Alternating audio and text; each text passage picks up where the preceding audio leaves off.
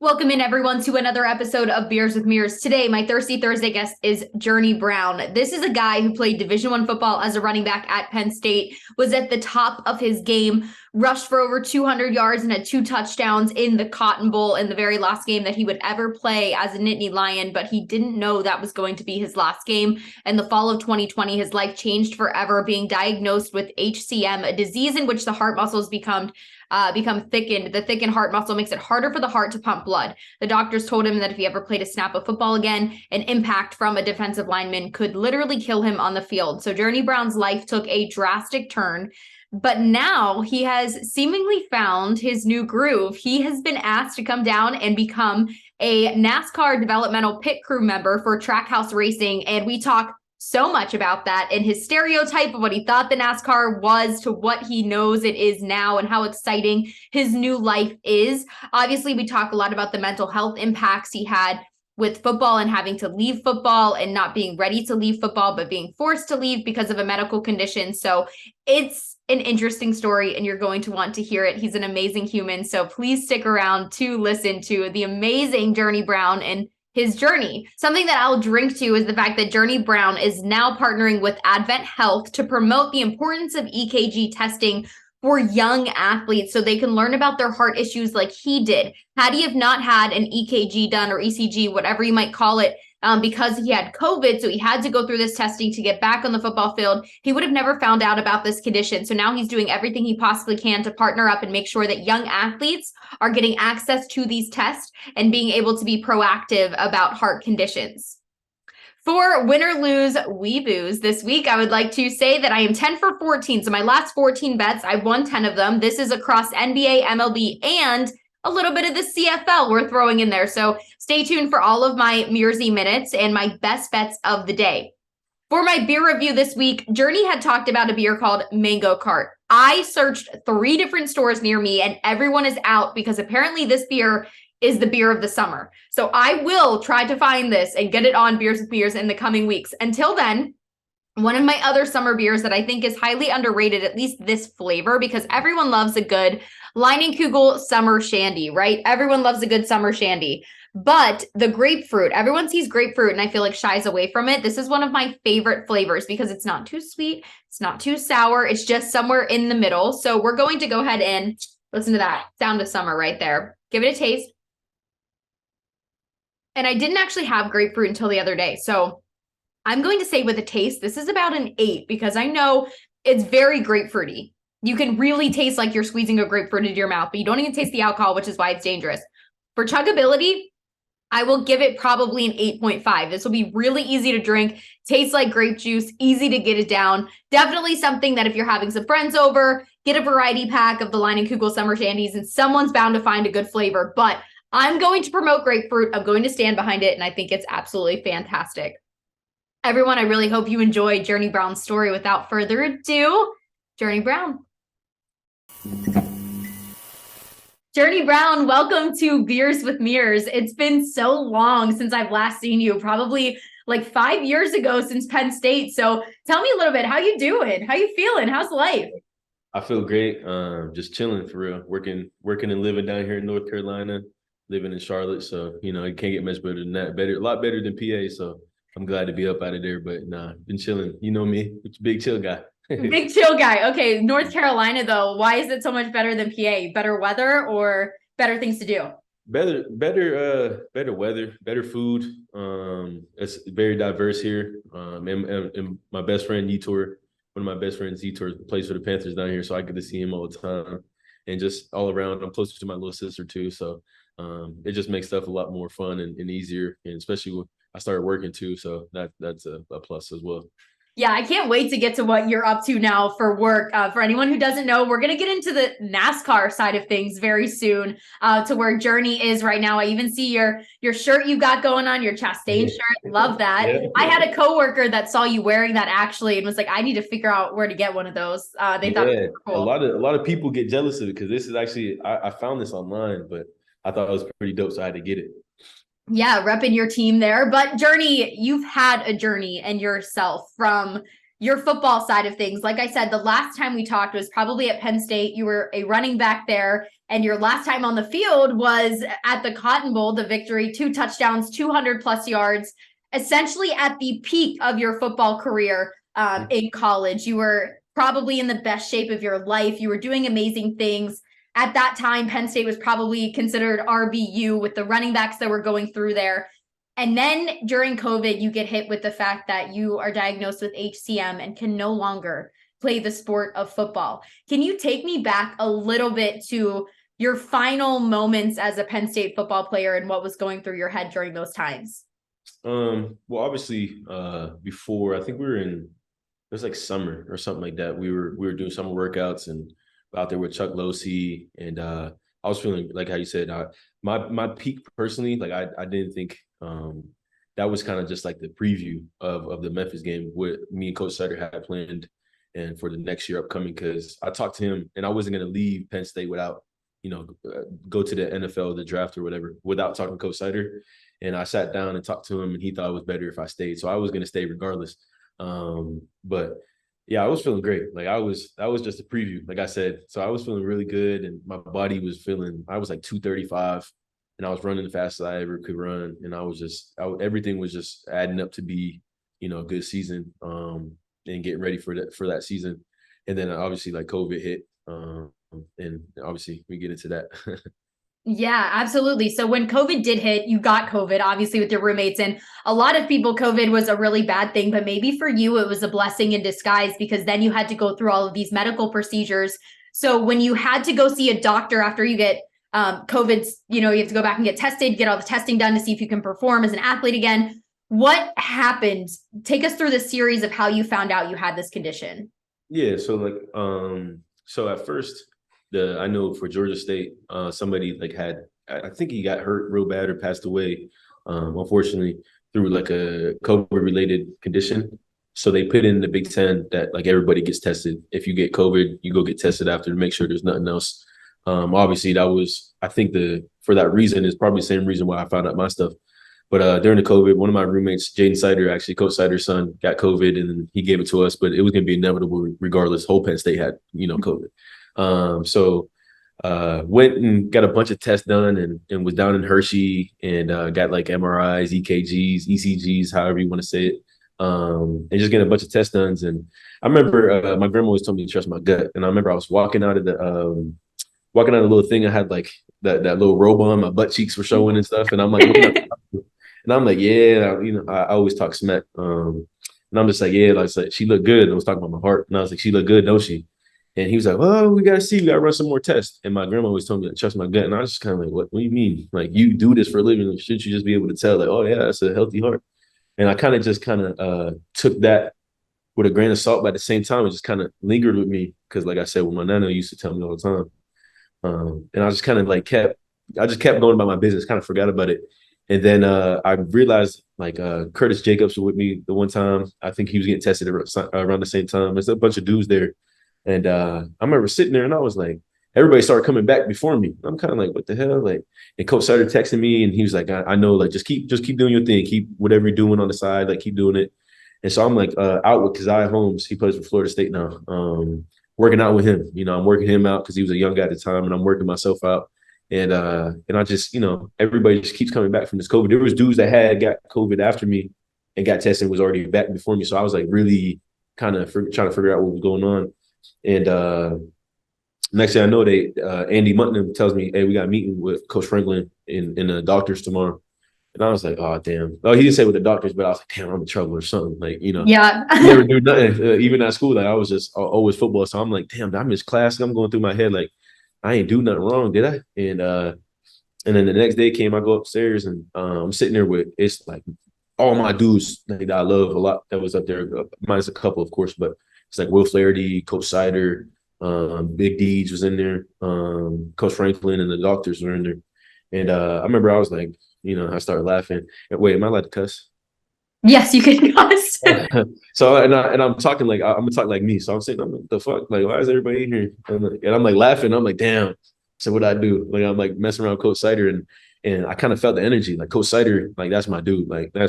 We like this. I don't think a player and a coach can get any closer to the relationship we had. That's damn near my second pops. Mm-hmm. I'm kind of and he usually like because I joke around nonstop. Like I'm probably never serious, and he's like one of the dudes that like when he's serious, I'd be like I get serious real quick. Mhm. So he was serious, and I was like, oh damn. I was like, oh okay, and, I started like yeah, Straighten like up. and I'm like I tightened up quick, and I was like, oh, what's going on? And Coach Franklin was just like, hey, we just want you to know that we here for you no matter what. We love you to death. And I what I've been through in college, I lost a lot of family members. So for me, I'm like, damn, I'm sick in my head. I'm going through like my family members, like who is sick or who is not having a good time or something like that. So I'm going through like somebody passed away in my head. And I'm like, damn, like I was like, please don't tell me nobody. Like, please don't tell me nobody. And then the doctor started talking about me. And I'm like, what you mean? What you mean I got heart condition? Like they tell me I got like they think I got something. They got to run some more tests. And what it's looking like is hypertrophic cardiomyopathy. I'm just saying, I'm like, what the fuck? I'm like, I ain't never heard of nothing like that my whole life. And I was like, there's no way I got no heart condition when I feel in the way I am right now. Like I'm a beast. Like at that point in time, got my confidence, what Coach Sider and Coach Franklin had planned for me, and kind of the way I was going about stuff. I was strictly football. I ain't had nothing, no distractions. I was taking care of business at that time. So for me, I was like, y'all, I started laughing. I'm like, y'all funny as hell. I'm sitting like, right now, I'm like, y'all funny. I was like, what? I'm talking like, Coach, what's the script today? Like, what we got today? And he's like, no, like for real, Jordan. Like come on, like. And I'm like, nah. I said, I kind of refused to believe it. And sorry, my dog was like, go, just go. And I was just sitting there. I was like, damn. And I started, the doctor started going through what it was and how it was, and then they told me I was going to miss the next season, which would have been 2020 and 2021 season. And I was kind of like, no, not like. And I remember just feeling all these emotions coming out of me, and I was like mad, sad, pissed, all the whole 9 yards. And I remember like I couldn't control my anger, so I went out and started yelling. And I remember Coach Franklin came and gave me a hug, and I was just like, kind of like, get off me, like, yeah. And I remember like for me, like I'm a grew up in a house full of girls, so I'm like, damn. Instantly, like after I was kind of upset, my emotions, and I was just like doing this with my house, like, damn, I gotta call my mom. Like I don't even know what to tell her. Yeah. Because my like I said, I'm a man in my house, and I've been since I was a young guy, so I've been growing my whole life. And I'm sitting there, I'm like, I gotta tell my sister, my the girls in my family, and they're more emotional than me. And I call my mom, right? I'm toughening up like this. Hey mom, like they telling me like I'm gonna miss a season, I got some heart condition, whatever. Instantly start crying. I'm like, fuck. Anybody with their moms, as soon as I start hearing crying, I'm just like I couldn't look at her because if I look at her, I'm gonna start crying. And I was just like, damn. I was like, mom, I didn't know what to tell you. I was like, I don't know. And she instantly went to mom, and she's like, don't worry about it, baby. We're gonna take care of it. We're gonna be all right regardless. And I was like, you right? Like, I'm not that pressed about it. Like, and so went through that ordeal. We went and got different tests because I was no nothing against Hershey Hospital, but I know there was better doctors, around the world. So we looked at everybody. It was Cleveland Clinic was actually like the number one place around here, and then another one in I think Minnesota. There's another hospital up there for heart and stuff like that. And I ended up going to Cleveland Clinic, and same shit. They told me like, yeah, like Dr. Desai. And I told him, I said, bro, don't. Like, I'm a grown man. Like, just shoot me straight. You don't gotta beat around the bush or nothing like that. And I remember he came in. He was like, yeah, you got the real deal, bro. Like, this ain't no joke. Like, yours is actually a little bit worse than others. If we put on you on medicine, some could be able to play. He's like, but he said, if you get hit while your heart is beating like that and the blood, he said you would end up dying on the field. And for me, at that time, I was thinking very journey, like I was selfish. I'm like, man, you never hear about a soldier complaining dying on the battlefield. That's his job. That's what he do. So for me at that time, I was kind of like, so can I play or what? Like, fuck it. Like, if I down the field, I at that time I was like, there's not a better way I could think about going out and doing what I love. Like, why wouldn't I want to die doing that? And at the same time, my mom's in the room and she's just like crying, like she's crying.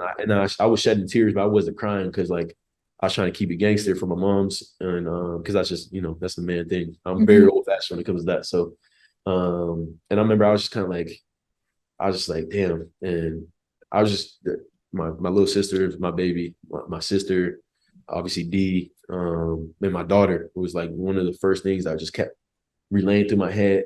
And I remember like just some of the words my grandma used to tell me, my nana used to tell me. And I was just like, damn, I can't do that. Like, that's just crazy. That's selfish of me to put myself first when all these people love me and rely on me. And I was kind of like, damn, you know what, JB, like it took a lot for me to just kind of be like, just give it up, bro. Like, cause that's my shit. Like, I love football. I still today, like I got a bunch of buddies that I lived through, you know, like KJ, Micah, or the list goes on and on. Other dudes are still playing. I still got friends like the young guys now at Penn State. Still got Noah Kane and LSU, Kevon now at Mississippi State, Kaz at Florida, Nick and Fat Man at Penn State. So, you know, Tanko, you know, I got all my guys still playing RB and obviously the guys in the league and stuff like that. So for me, it's like I lived through them, but at the same time, you know, nothing will really fill that hole for me and missing playing ball. But shit, I get the same satisfaction watching my brothers play. So for me, I always longed and always missed to play. But at the same time, I enjoy my life now. You know, I got no complaints. I still say to this day, if they told me I could play today, I could still kick ass. Like confidence in me if I can go out and play right now. Like I that would be no hesitation. So for me, my confidence is still there in the game. So it's all good. Life's good. So can't complain. I'm alive. Every day is a good day for me. So that's the kind of where I take it. And I celebrate it with my daughter. I love my baby. So she makes it more understanding of why I should be here. And that's my main purpose for sure. That is a whirlwind for a college kid. I mean, you were a kid at the time. You still are young. So to have anybody tell you that you physically can't stop and it's not something that you could have done on your own, it's never hard no matter what that is in life. Like everybody wants to make sure it was their decision to do something, have something stand in the way. So mentally, those next few weeks, really letting that sink in, because you still had that feeling a lot of times you were saying of, no, I'll be fine, let me play. How did you handle that mentally to get yourself out of that mentality and that funk of this is my whole life is about to change and I don't know what's next? Yeah, I think a lot of people kind of confused with me because like I'm mentally a very strong person. I lost a lot of people in my family, a lot of close people to me. And I thought those were the hardest things that I kind of would ever deal with until my escape, essentially, because football was my escape. Coach Sider would always tell me, even through the losses and stuff I took while I was playing, he'd be like, look, these are like 3 hours you get to come and play football and let everything outside go. Like you can forget about everything.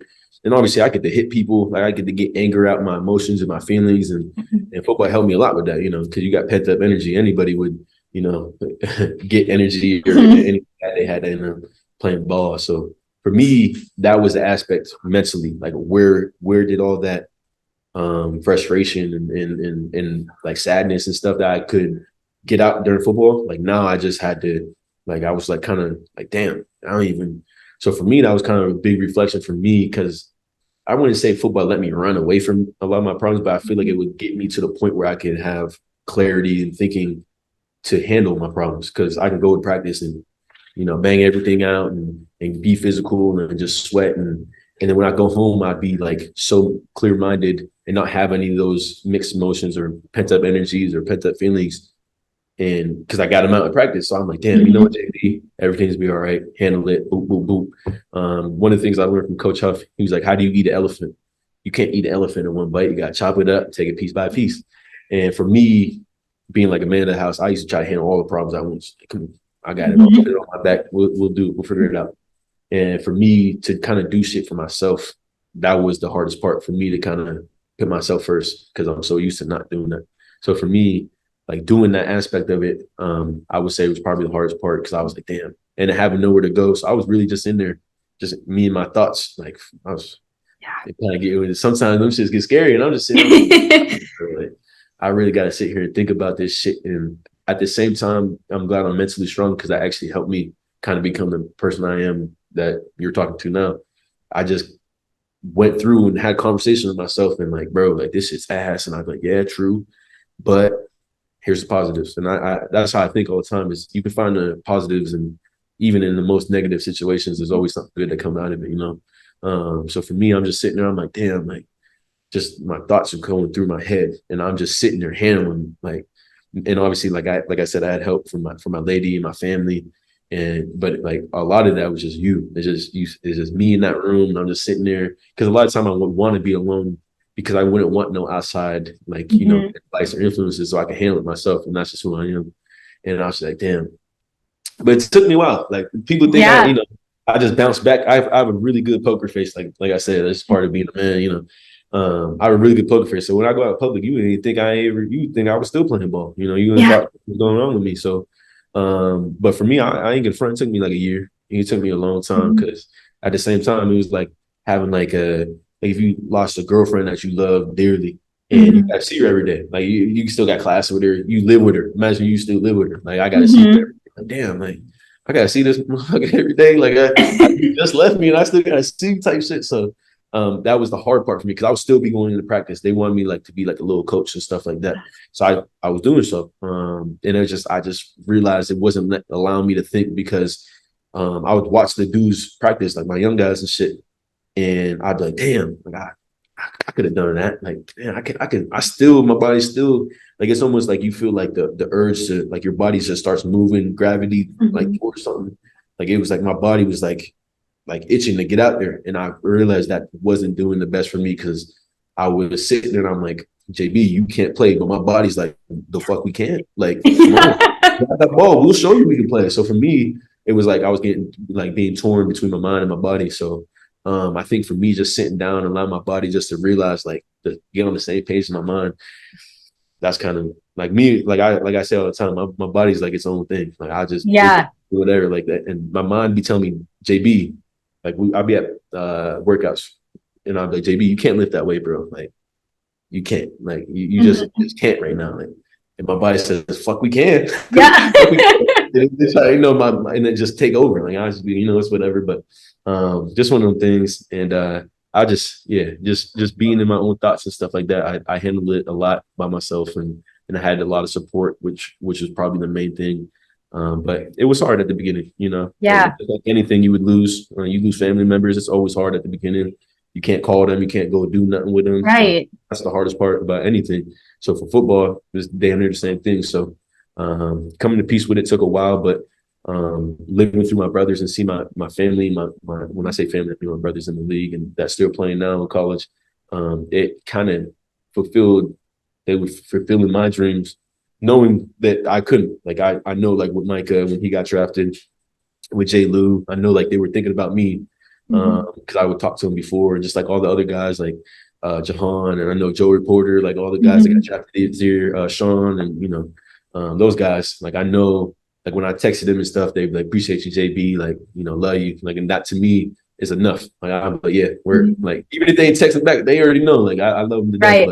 But I think that's the aspect that I kind of take from it, the positives. Yeah, you have a great analogy there, though, too, because it was like living in a breakup. It really was. You had to constantly see that thing every single day. And I'm sure your coaches were trying to keep you involved, and that was the way that they were trying to help and cope with that. And I think I even reached out at one point asking if you were ever interested in the broadcast side of things, reach out. Like, I'm sure so many people were offering you another avenue to identify. So how long do you think it took you to figure out who you should be outside of football? Well, like, how many things went through your head of I could do this, or I could do this, or I could do this? Like, what other things did you think you could identify as? I think that was probably the hardest part for me to kind of figure out, because, like, I've been consumed for football literally probably, like, going into my third grade year. I was like, yeah, I'm a football player. Like, I don't want to be nothing else but a football player. Like, and for me, I think of one of the things that if I go back and explain to myself is, like, we're not a football player, we're like Journey that plays football. And that was kind of the biggest thing for me, because once it's taken away from you, like, I think a lot of guys, and I think every guy that plays, or any athlete or anybody that indulges themselves into their passion, I think it consumes them and they think they are that. And I think my family, I think my daughter, I think that my friends around me literally showed me of who I was. Because my aunt, for instance, my Aunt Jamie, Mimi is what we call her. She literally told me, I was like, did you watch the game? I was like, talking just any game, football. She said, I ain't gonna front, honey. I only watch football because you play, because you love it. She's like, you gonna play? I'm waiting for what's next for you.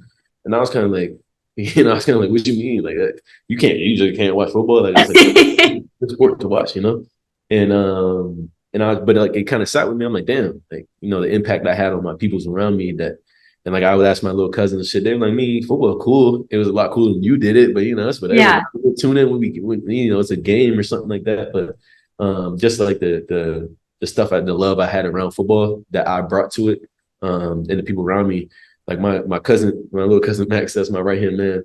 He was like, bro, you was a bum when you was playing football. You was a bum now. He's like, you ain't really changed to me. You're gonna be a bum. Humbles you really quick, huh? And he's like real. He thinks like my kind of like my subconscious. So like hearing it out loud, it's like, and he right after I was kind of like diagnosed and stuff like that. And I was sick as hell. It was like 2 days after, and I'm on the phone with him. I'm just telling him I'm sick. Like he know everything about me. When I tell you that's my right hand man, that's my dude. Like, so I'm telling him, man, this, that, and the other. And he's like, so what? Like, he's like, you got a heart condition? Ooh, you gonna cry about it? I'm like, damn, bro. It's like they just told me this shit. I'm like, yeah. He said, can you do anything about it? And I was like, no. He's like, can you change anything? And I was like, no. He's like, can you laugh about it? And I was like, well, yeah, I just, you know, giggle. He said, so what's the problem? He said, keep it pushing. And I was like, I just sit there and I paused for a minute. I was like, you motherfucker. Like, I mean, I can't say you're not right. Like you because you're right. Like, and that's why he's my man, because he would shoot me straight no matter what. And I just kind of kept taking that. It is what it is. Control what you can control, and that's one of the biggest things we said at Penn State too. Not when you're in the midst of it though, it's hard to think that way. But like when you get out of it, or when you start to realize it, I think that's when I started picking up. I was like, damn, there it is. Like start realizing this shit like that. But yeah, I say my family in that aspect of everything. Yeah. Man, they'll humble you really quick. It's always good to have an amazing support system. So thank goodness you did. But you also had people to find the humor in it, you know, and really help you through it in their own way. So thankful that they did that. And we get to see the man sitting in front of me today, because now, Journey Brown, you are involved in NASCAR. Yeah. And I feel like if I would have associated Journey Brown and NASCAR in college, you would have laughed in my face. But now you are a developmental NASCAR pit crew athlete, essentially. So Trackhouse Pit Crew Trackhouse Racing is who you are associated with. And I need to know how the heck this happened to even get into NASCAR. Like I said, you would have laughed at me in college if I would have associated that. So how did this come about for you, and how recent was it?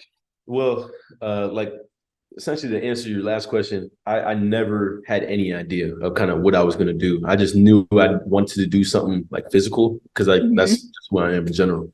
So I didn't picture myself doing anything. I was just going to kind of let stuff come to me, because like how you said, like even you had people asking me questions, and you can do this, you can do that. So for me, I just kind of, when somebody offered like an opportunity to me, I'm like, yes, I'm open-minded to anything. Because to be honest with you, I don't know what the hell. I know I'm good at a lot of stuff, but I don't know what I would want to do.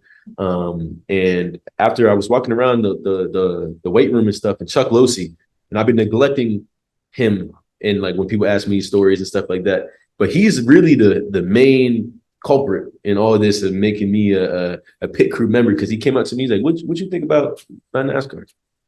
I don't know nothing about that shit, man. And me and Chuck Losey, man, that's my dude too. I'm like, Coach, I don't know nothing about. I was like this. He said, would you be opposed to it? I said, I'm not opposed to anything right now. Like I was like, you can ask me to shovel shit at a zoo, and I probably would go do it, because I'm not doing it. And he was like, I got some contacts down there. And Brendan Johnson, he played for Penn State back in the day. He's with Hendricks right now.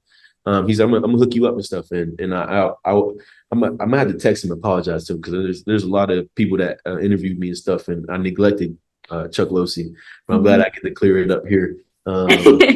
But he was like the main dude that was like advocate for me to be in the NASCAR. And then like I had a couple dudes like Brandon Johnson. There's another dude that texted me all the time to check up on me. He was kind of with Hendricks too. I had a lot of people at Hendricks that like kind of wanted me to go there. But at that time I was kind of getting hooked up with a training job out in California. Place I used to work out in on the off season and stuff like that. When I was training and all that out in California, I was supposed to be like their running back coach and development and stuff like that. A bunch of stuff happened, fell through. So after that, I was like kind of lost. I was damn, like I don't know what to do. Another roadblock, right? Exactly. And I'm just like, at this point, I was like, it's funny because I went back to Neville, and one of my teachers, Garvey, he was like, I was telling him all this stuff, what's going on. He's like, Journey Brown, he said, if you ain't had bad luck, you would have none. And I was like, honestly, I'm starting to leave it too, buddy. And he was like, so what you do? I said, the same shit I was doing before. Keep it pushing. It is how it be. So you gotta keep on going. I mean, you can't really stop. Life will pass you by. So, I went and I'm sitting there. I was actually on FaceTime with D because she was in New York for the time being. And I was in State College because of Leah. And Coach Pete for here calls me for Trackhouse. And I'm like, oh shit, D, let me call you right back, man. And she's like, all right, where. So I answered the phone and Coach Pete's like, hey man, like this Coach Pete down at Trackhouse, I'm the coach down here, whatever. I'm like, how you doing, sir? And he gave me the whole spiel of how Trackhouse is and whatever. And he's like, honestly, I'm not trying to convince you to do nothing, not offering you anything. Just simply come down here and check it out. That's all I want you to do. And for me, I hate when people try to force stuff on me. Like, I don't try to convince me to do shit because it'll be my decision at the end of the day. And I was like, the way he was kind of like not convincing me, but trying to convince me, but wasn't trying to convince me. But he was like, it's up to you. And I like that because, like, for me, like, it's going to be, right. It's our choice. So I was like, word, man. Like, you know what? I said, fuck it. I'll come down there and check it out. My boy lived down there anyway, so I'll go visit E-Tour. So me and my buddy Darius take the free trip down, right? Go see everybody. Fine. I'll go to Carolina real quick. And so I went down and stayed with E-Tour, brought my buddy Darius down, and I drive up because E-Tour lives in Fort Mills, so I drove up to Concord. It's like Concord's Hunterville in between. I drove up here and I walk in and Coach Pete's in the front office waiting for me and my boy Derry. And we walking through, and this place is massive. Like I'm sitting here, I'm like, damn, there's just a bunch of money goes into it. It's bright, everything's clean. I'm like, bro, there's cars supposed to be in here. Like, why is it so clean? Like, I thought, there'd be oil and a bunch of shit around. And for me in my head, I'm like thinking, and I say this all the time, like my only knowledge of NASCAR was my next door neighbors had a Dale Earnhardt Jr. A flag up in the front of the house, and then they had a Talladega Nights, the movie with Will Ferrell, either first or last. Only thing I ever knew about NASCAR. And, wait, before you go, since those are the only things you knew about NASCAR, what was the stereotype of NASCAR that was in your head before going down there? I thought it was going to be a bunch of dudes with chew in their mouth, country as hell. Like, come here, come on, change some tires, brother. And I'm just sitting here like, when I walked in, that's exactly what I thought it was going to be. And that's exactly what it was not.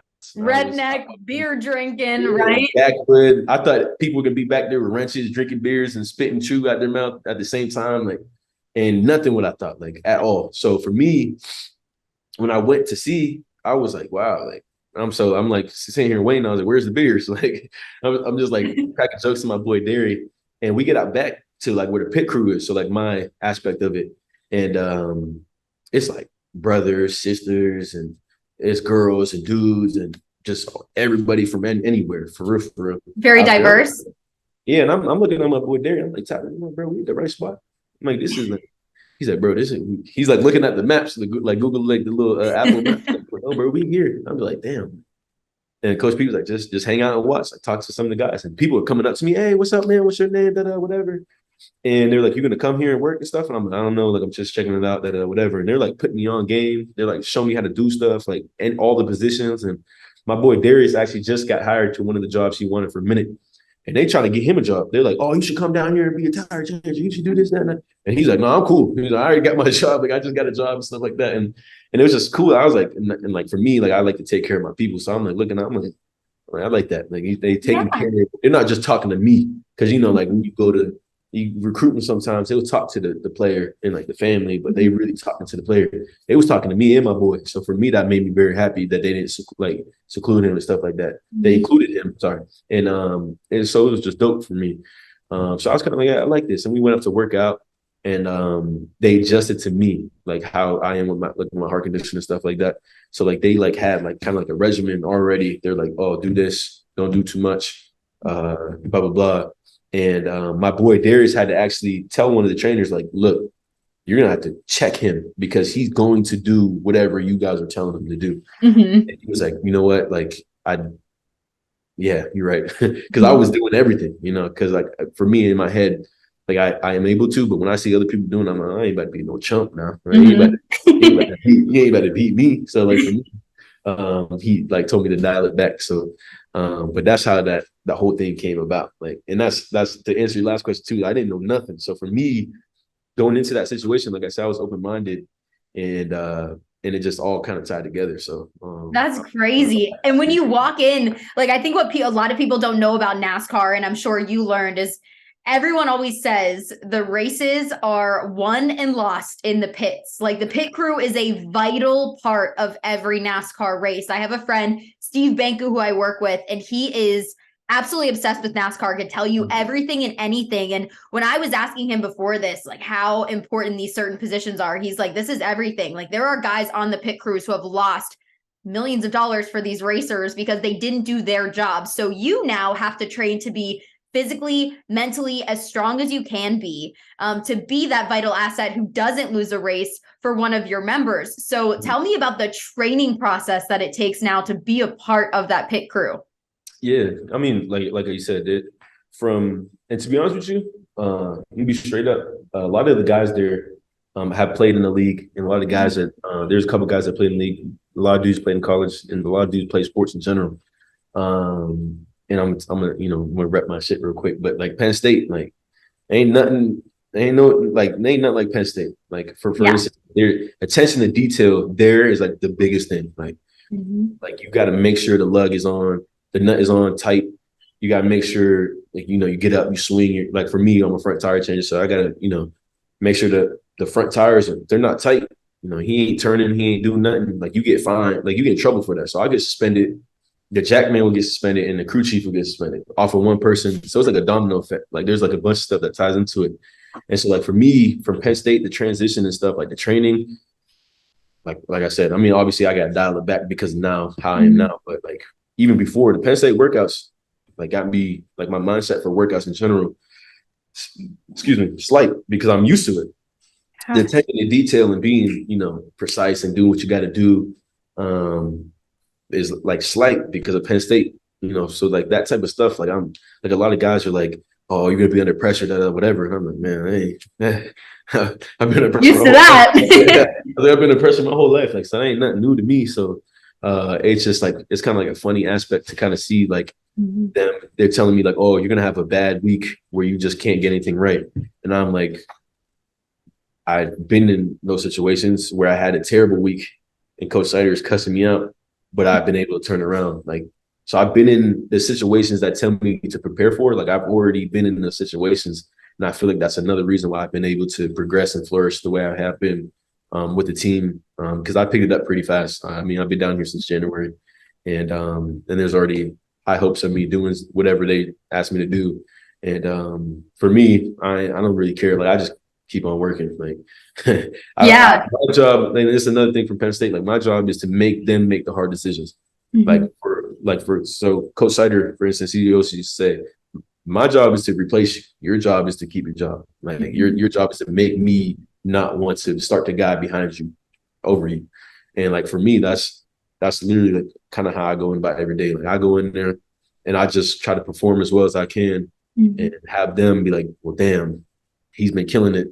Should we do this or should we do that? Like I want them to have go home and like sit here at night like, damn, what am I gonna do about this? Because my job's easy. All I gotta do is go do my damn job. They got to do their job and pick who got to go in and do all that. So me, I got the easy part. So I feel like Penn State from that aspect and all that stuff kind of transitioned so well over where it was literally I didn't miss a beat. And even with like there's dudes on the team, just in anything in life, there gonna be haters. There gonna be people that don't want to see you succeed. People talking smack on you. And Mike Metcalf actually told me, he's like, they're gonna be that. I'm like, bro, that's the same shit as football. I was like, there's gonna be people. I said, the social media at Penn State, they either love you or they hate you. I said, hey, there's no in between. There's no in between. I was just always tell people, I'm like, bro, I'm so used to the shit that goes on here, and like there's like dudes at work that like get on my nerves, and I'm like, bro, I had people at Penn State that got on my nerves. Yeah, a lot of similarities, right? It seems like there's a lot of similarities, but how deja vu and shit like that, yeah. Right. When you got there though, and you decided like they knew you were going to be a front tire changer because there are different positions on the pit crew, and that's your specific position. When did they decide that you might be ready? Like you're in the developmental process, but when do you get moved up to the big leagues essentially and actually get to be involved in a real live race? Yeah. Honestly, I can tell you for kind of like close hand. I don't know personally, but I've seen it kind of like my buddy Aslan. He played at Rutgers actually. Interesting. He kind of competed for a job. So like in practice, they'll have you like kind of compete. Like you Okay. go there and they're like, okay, this is the day. You do good today, job is yours type thing. And he ended up kind of like I hope he doesn't kick my butt for saying, but he kind of like messed up that day a little bit. But they believed in him, gave him another chance the next day, and he came out and crushed the shit. And now he's on a cup car. So like he boosted up his stuff from performing, but he's been here a lot longer than me, like a year and a half or so, longer than I have. So he worked his way up, been busting his ass ever since he's been here. So and then he got an opportunity and he capitalized on it. So from that aspect, I'm assuming that's all it is. So just keep doing what I've been doing, and when that day comes, it's another day. It's like one of those things where it's like there will be your time, but when it is your time, just make sure you're ready for it. Yeah, so it's like they make you right. That's so cool that it feels like it is like its own sport. I mean, these guys are athletes that you're working for. You're an athlete in yourself. And what is the dynamic have to be like though between the pit crew members? Because you have essentially, what is it, like 8 seconds to change something? Like how quick do you have to do this? And that chemistry that has to be there to complete this task in that amount of time. Yeah, I mean, if you can see it even in the teams, like the cars, the certain cars, like the 99, the one car, 16, 31, 91. A lot of the guys are obviously on the cars and stuff together. They're really cool. Like the one car, for instance, Ross Chastain's team, like Shane Wilson is a jackman, and they got Coach K in the back, Matt Simmons, and then they got Mike Roberts in the front. Like those guys together, like you can just tell they've been like together for a while. Like they just know each other. They hang out, like so they're real cool. Even with the 99, they got Kimbrough, Appleby, they got Jarek, and then JB in the front. Jarek is the rear tire changer. Those guys, same way. So like you can tell with the dynamic for the certain cars, the dudes on that team are very locked in with each other. And not only that, like even with the other teams, everybody's just cool in general. Obviously, like I said, you're gonna have friends that you're cooler with, and then people you say hello to. But that's just how it be. But everybody's just respects each other, and everybody's cool.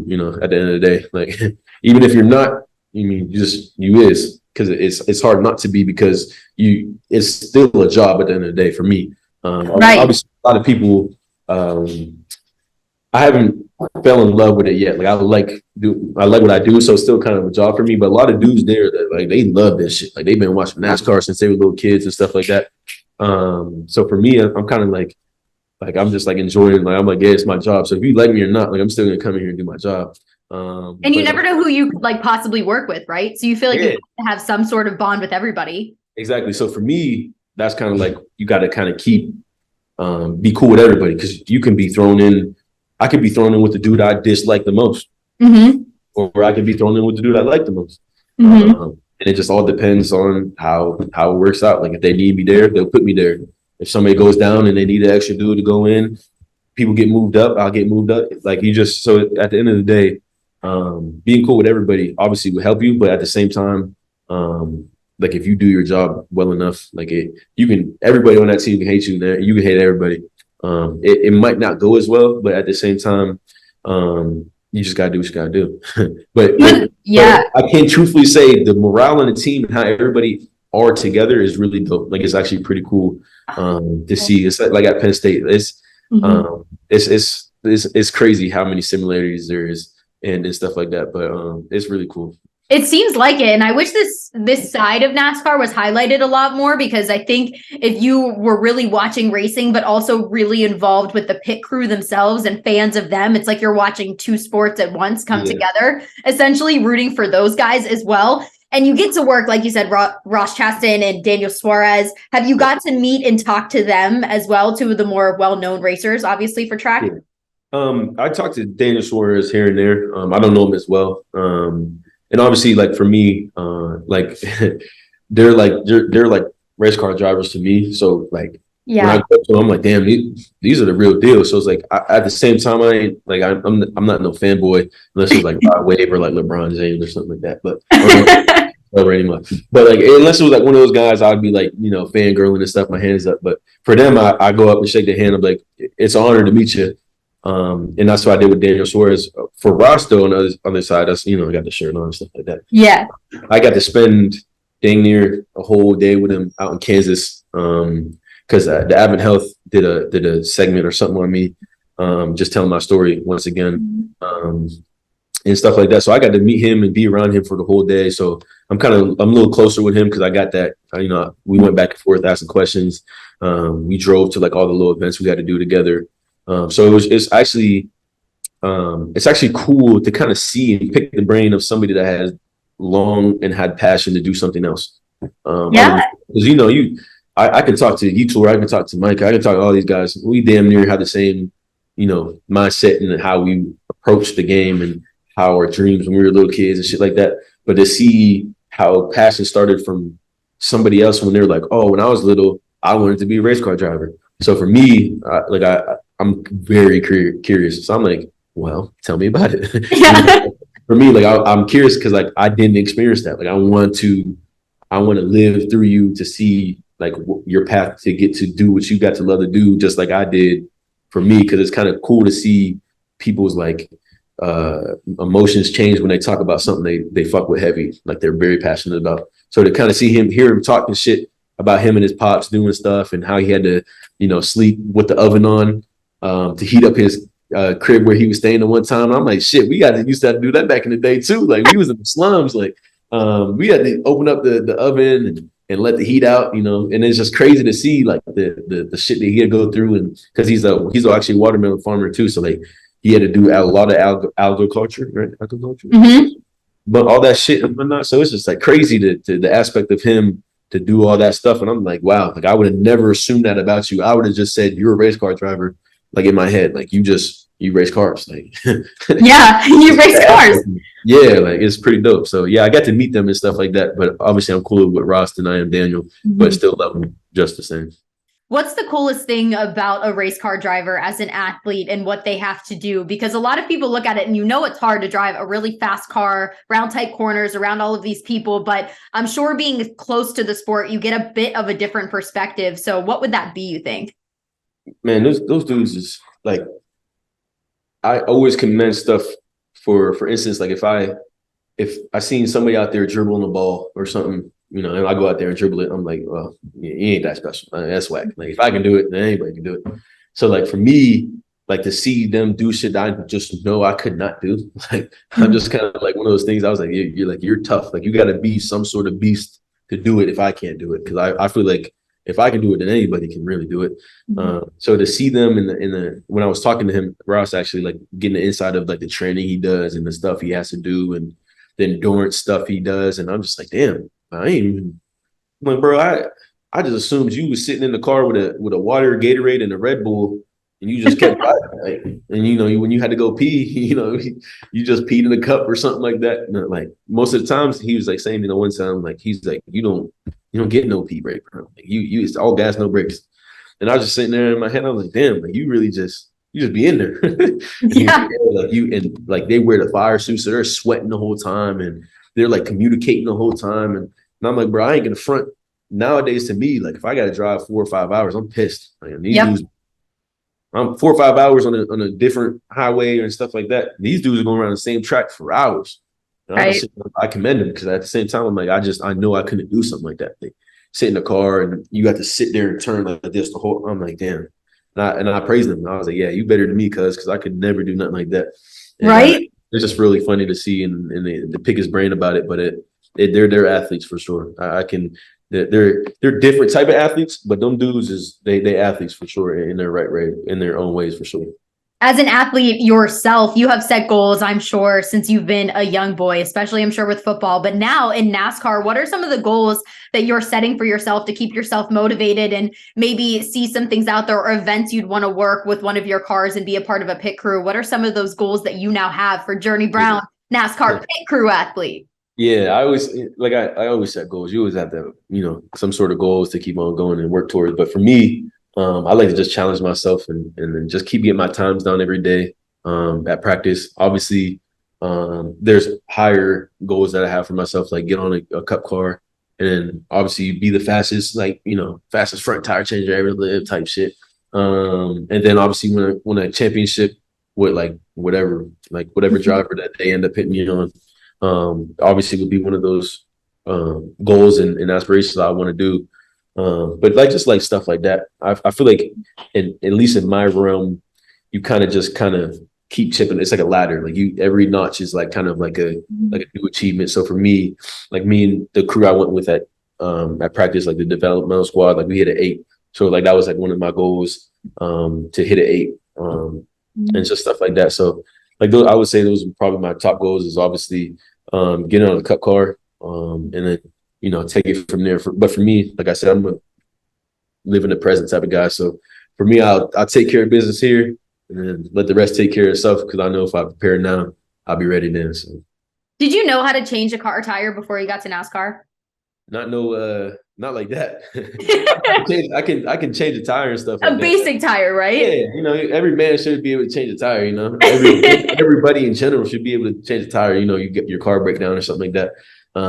You should be able to change a tire, but not like the way they do. Even with the 5, I never seen, like I see videos and stuff. Like I forget his name. I think it's what's the car? Do you ever see Cars? Oh yeah, we were just talking about that this morning, actually. Guido, little Guido. That's when you change the tires like that. That's the only time I ever seen 5 lug and stuff like that. So like it's definitely never. No, I never changed a tire like that. But I know how to change a tire. Yeah.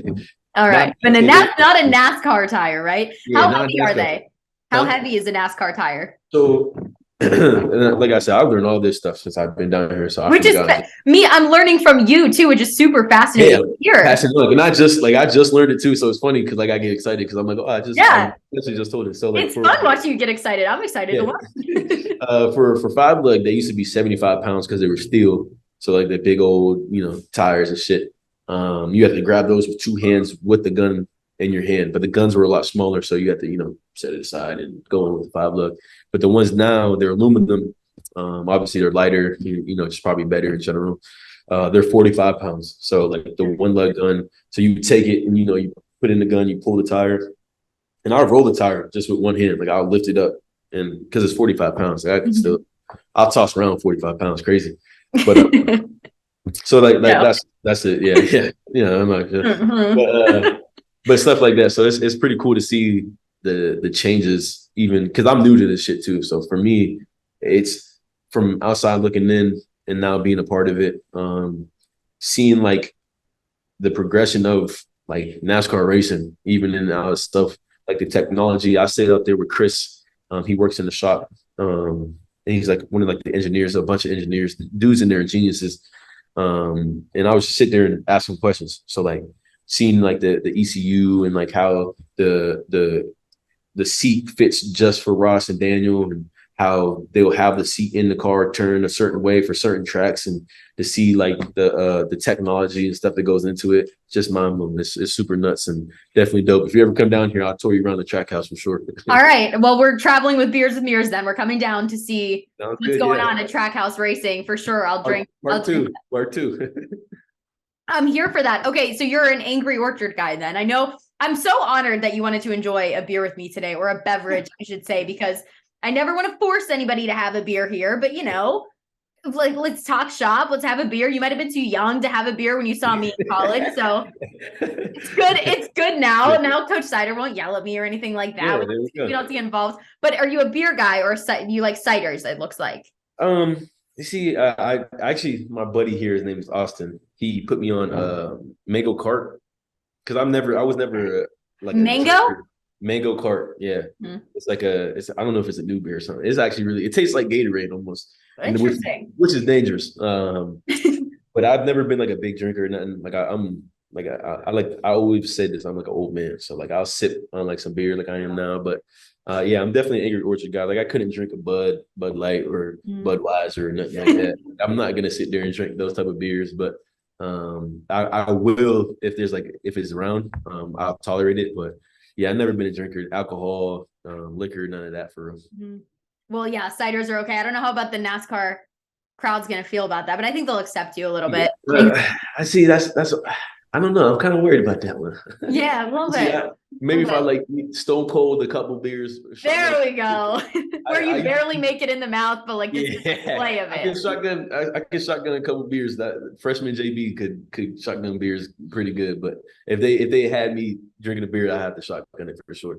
All right. Well, that's good to know. We can live with that. We can live with that. I love that. Well, why should we bet on you to be the fastest front tire changer that has ever gone through NASCAR? Uh, I just I don't know. That's a great question. Just bet on me. Because I bet on myself all the time and it seems to work out. So, I mean, if I bet on myself, I think it's pretty good for you to bet on me too. So, I will say you will make a lot of money if you bet on me. How about that? I'll say All that. right. People Well, like that. But we are all about making some money here. I appreciate you for taking the time to talk to me today as well. A couple final questions. One of them being, is Penn State going to be the RBU to watch this season? of course, yeah. Them two boys out there, man. They Coach Snyder texts me all the time, and he'll send me like little clips and stuff of Fat Man and Nick, and obviously because those are two featured backs right now. But yeah, Fat Man and Nick, them boys, Coach Snyder will text me all the time and be like, "Oh, he looked like you right here," and he'll show me like clips and stuff, and I always tell him, them boys long surpass me. Like them dudes are so different. Like to watch them, Nick in general, to watch him run as physically as he does. I told him he looked like Adrian Peterson, the way he runs and Fat Man's vision and cutting. Man, them dudes. They would have had me watching them at practice because I used to watch Ricky Slade and I used to watch like all the other running backs and stuff like that just to watch their footwork and stuff. So I'm a big believer in, you can learn a lot from even your teammates and people around you. So for me, I would have been asking Coach Sawyer to take me out to watch them dudes do what they do so I can add it to my game because a lot of the stuff they do is wonderful and their mindsets of being a lawn boy. They definitely took it over and took pride in that, and that's obviously from a OG lawn boy and one of the founders. It feels good to see and watch them boys take that on and do very well with it. So yeah, I'm very proud of them. From a running back perspective and somebody who could have very well in another lifetime been in the NFL, seeing what guys like Saquon Barkley are dealing with in terms of contract negotiations right now and actually getting paid, as running back was just released officially as some of the lowest paid positions in the league now in terms of value. Why is it that teams need to take more consideration into paying these guys and guys like Saquon? He's an individual case himself, but in general, why would you vouch for running backs to be getting paid more now, this day and age? Just in general, for one, crazy as hell they cut Dalvin Cook. I thought that was one of the craziest things I ever seen in my life because that dude was a beast. But in general, from the beginning of the time since football has ever been anything, you ran the ball. Like you it's just one of the things you got to do. And having you can get away with having a good running back, but having a great running back, as you can see across the league, even with the Giants, I'm gonna speak like me. The Giants was shit before they got Saquon. Like they really, and I'm cool with saying too, but just being honest and being unbiased, like they wasn't shit without him. Like he brought them back to life. So for me, in my mindset, to kind of see them not, reward him for doing so is nuts. And just in general for running backs to be, obviously, quarterbacks don't go without the QB, but you can't just go out there and pass every down. Like you're not about to sit there and just because they'll just be a nickel or they can just send out all DBs and go 3 down and then you strapped up, So to have a good run game in the league, you see it all the time. It helps them out. For instance, the Tennessee Titans, Ryan Tannehill was probably one of the best read option quarterbacks because of Derrick Henry as a threat. They didn't even watch. They didn't even look at half of his touchdowns. He was not even looked at when he would pull the ball and just run it. Like so stuff, just simple stuff like that. You always need a good running back. And being biased as that's always my biggest argument for that is a running back can change the entire way a defense plays you every single game. They always have to account for somebody as explosive as Derrick Henry in a game changer kind of way. Always my biggest argument for that as well. So interesting to hear that from the outside perspective now. I Was so curious to get your thoughts on that. It mixes it up. It's almost like Right. if you have a fighter with one arm, he's only gonna punch with his right hand. You know, if he has two hands, now you gotta watch for both. Right. In the game, it's just one of those things. Like if you pass, run, you have the defense on their toes. Like they don't know what's coming. Like that's the hardest thing to do when you're confused is play football. Like once you get out of that mindset, you're done for. So I think they need to pay them dues accordingly. If they're playing well, just like they do with quarterbacks, pay them. Right. I think we're starting to get to the point where we're thinking about it too much. Like stop separating the positions. Stop separating it by position so much, and look at the player and what they bring to your team. I think that's probably the biggest thing. Like stop trying to, he's a running back, he's not going to last long. Well, if he's not going to last long, better yet for him to ask for more money because he's not going to be here much longer anyways. If that's the way we're thinking, but at the same time, like pay them dues if they're playing like all pros and a player that could take you and help you to get to the Super Bowl, and if not win one, pay them accordingly. Some valid points though. Two last questions. One being, if there is one athlete that either you have played with or a person that you see in the league now, any athlete of any sport, who's one person you'd want to see do your job in NASCAR? Try to do your job in NASCAR. Like if they could come down and do a Journey Brown NASCAR day, who would you want it to be? I'm about to say Yetur. Because I just me in my head watching him, because he's big as hell. So that's a big man changing the tires. Like that's what I'm saying. So he I don't know. I'm gonna have to say Yee just because he's goofy too. So like to watch him do it, I think I just cry. Like he couldn't wear his Crocs either. He would try to wear him too. That's the thing too. He put him in sports mode. He probably go out there and kill that shit. But I'd have to say Yetur just because just to watch him and I get to make fun of him and do it to watch what I do. I think that'd just be funny. Excuse me. I think we should make a series of that. Have guys come down and try to be a part of your NASCAR pit crew. That'd be so dope. I would love to have like my buddies and stuff come down and try like at practices and stuff like that to try to do what not only I do but the other guys that at work do. I think that'd be pretty dope for sure.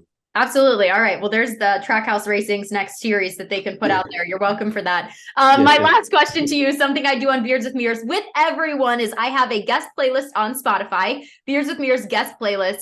Everyone has to add 3 songs to the playlist that either help them get the party started, that they want to drink to, something that all of you and your friends immediately want to play when you're on the aux. What are those 3 songs that Journey Brown wants to add to the playlist? Yeah. Well, like I said, I'm a big, I love Rod Wave. So like, to be honest with you, anything Rod Wave, my favorite song by Rod Wave is Breaks My Heart. Mm-hmm. That's like my all-time favorite. I would say Smile by Rod too. And this is for me and Yetur, Freestyle by Rod Wave too. All right. Right there. Can't miss with those. Can't miss with them. Perfect. We're going to turn everybody on Beards and Mears to Rod Wave fans as well. We love that. Journey, your story is absolutely amazing. Congratulations on all of your success. I'm so excited to see you and what you can do in NASCAR as well. And more than anything, I really appreciate you for stopping by and sharing your story with me and having some fun. I appreciate it. Thank you for having me. Appreciate you. Let's go,